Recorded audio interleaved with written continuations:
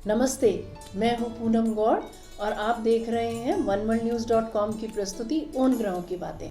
आज के प्रोग्राम में हम बात करेंगे आज के पंचांग की, आपके सब राशियों के रोज के राशिफल की एक छोटी सी कहानी, रोचक सी कहानी लेकर प्रस्तुत हुई हूँ मैं।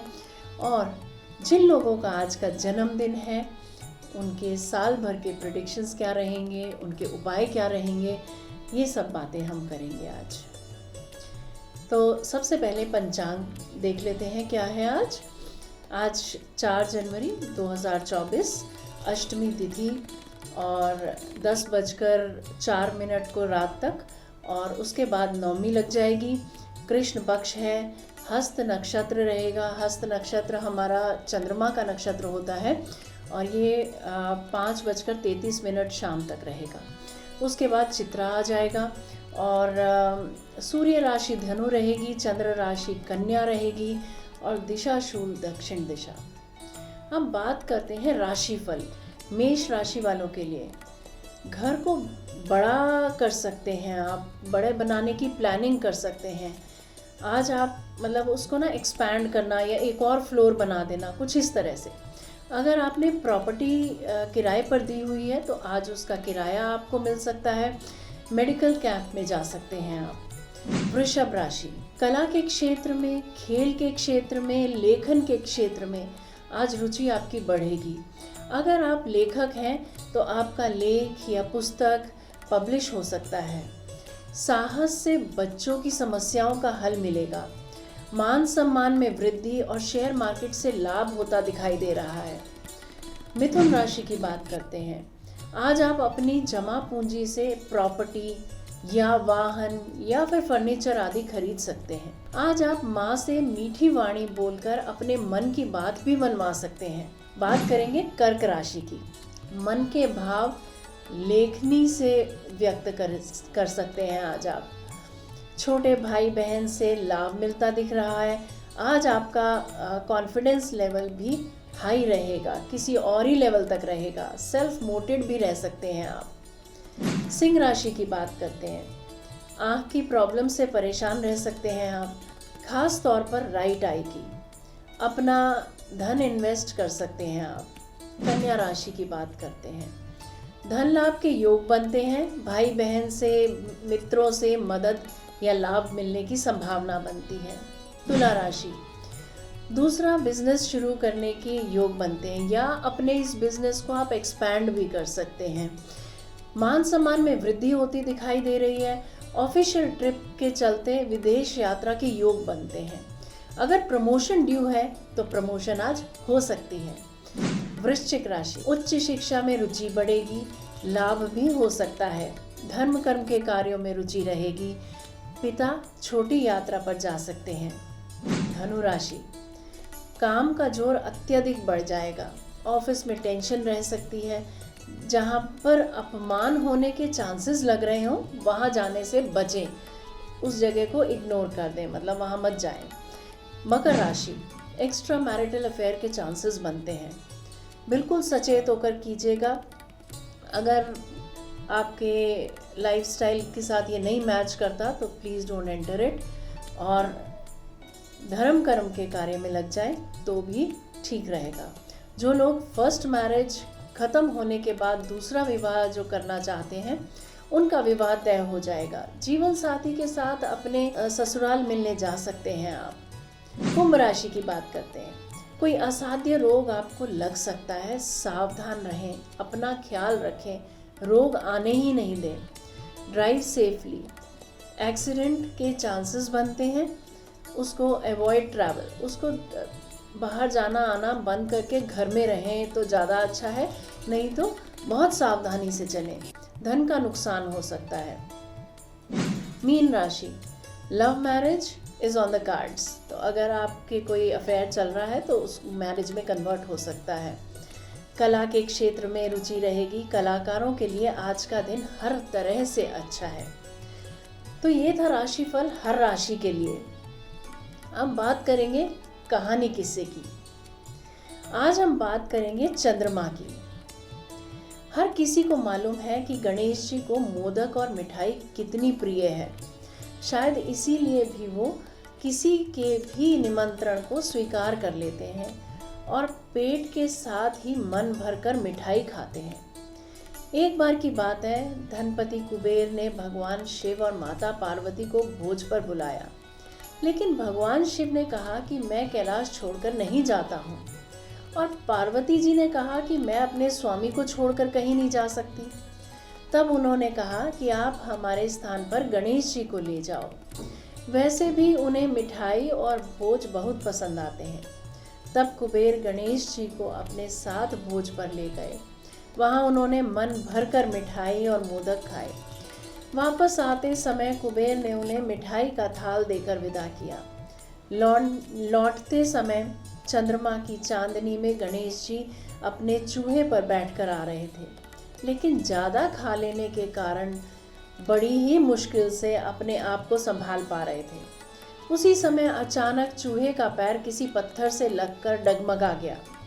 इससे गणेश जी चूहे के ऊपर से गिर गए और पेट ज़्यादा भरा होने के कारण अपने आप को संभाल नहीं सके और मिठाइयाँ भी यहाँ वहाँ इधर उधर गिर गई। यह सब चंद्रदेव ऊपर से देख रहे थे। उन्होंने जैसे ही गणेश जी को गिरता देखा तो अपनी हंसी रोक नहीं पाए और उनका मजाक उड़ाते हुए बोले कि जब खुद को संभाल नहीं सकते तो इतना खाते क्यों हो। चंद्रमा की बात सुनकर गणेश जी को गुस्सा आ गया। उन्होंने सोचा कि घमंड से चूर होकर चंद्रमा मुझे उठाने के लिए किसी प्रकार की सहायता नहीं कर रहा है और ऊपर से मेरा मजाक उड़ा रहा है। इसीलिए गणेश जी ने चंद्रमा को श्राप दे दिया, जो भी गणेश चतुर्थी के दिन तुमको देखेगा वह लोगों के सामने चोर कहलाएगा। श्राप की बात सुनकर चंद्रमा घबरा गए और सोचने लगे कि फिर तो मुझे कोई भी नहीं देखेगा। उन्होंने शीघ्र ही गणेश जी से माफ़ी मांगी।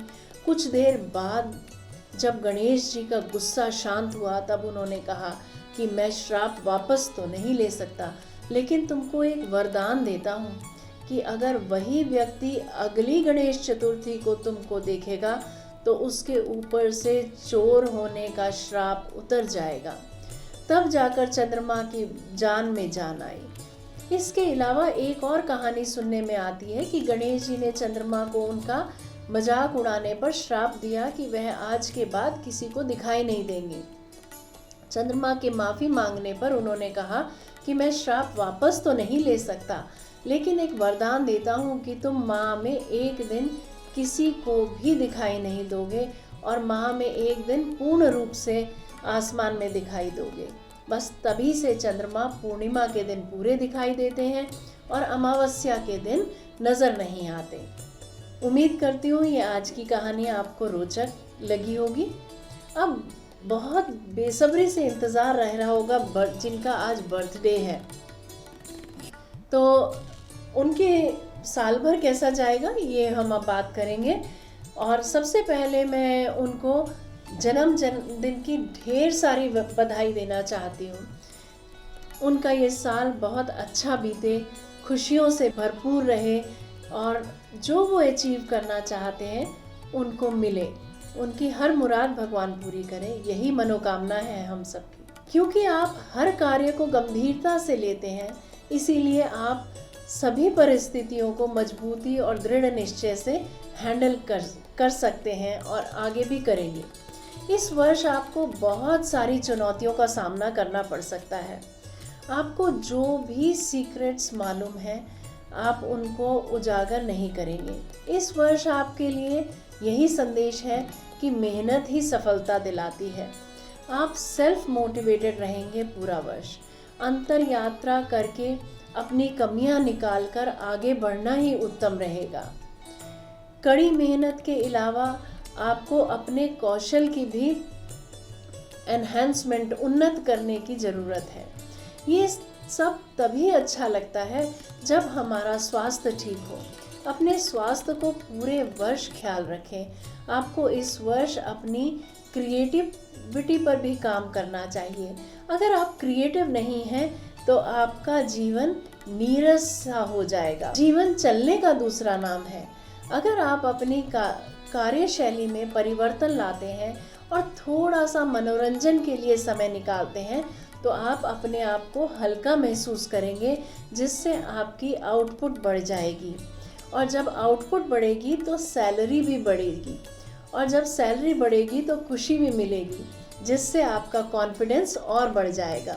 हमें एक संतुलित जीवन व्यतीत करना चाहिए। अगर हमने कार्य क्षेत्र में मेहनत की है तो आपको अपने प्रियजनों के साथ भी समय व्यतीत करना चाहिए। अपनों से अपनी भावनाओं को अवश्य साझा करें, यही गहरे संबंधों की कुंजी है।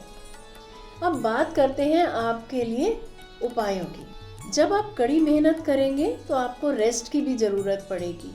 उसके लिए शवासन बहुत राहत देने वाला रहेगा। और ध्यान मुद्रा में भी कुछ देर अवश्य बैठें। नहाने के पानी में 1 चम्मच कच्चा दूध डालकर नहाएं, इससे लाभ होगा। एक्सरसाइज किसी भी प्रकार की करने से स्वास्थ्य लाभ रहेगा।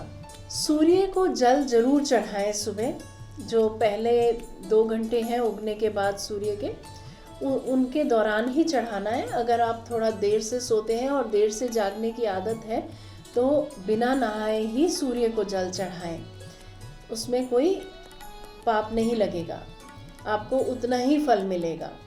तो उम्मीद करती हूँ आपको आपका वर्षफल अच्छा लगा होगा और आप उपाय ज़रूर करेंगे।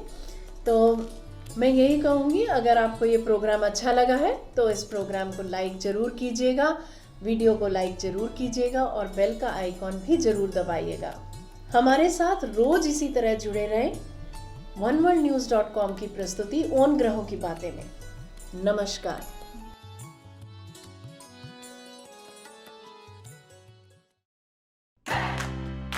Press the bell icon to never miss a video from One World News.